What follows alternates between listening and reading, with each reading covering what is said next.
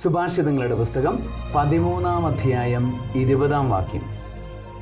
വിവേകികളോട് സംസർഗം ചെയ്യുന്നവൻ വിവേകിയായിത്തീരും, ഭോഷന്മാരോട് കൂട്ടുകൂടുന്നവന് ഉപദ്രവം നേരിടും.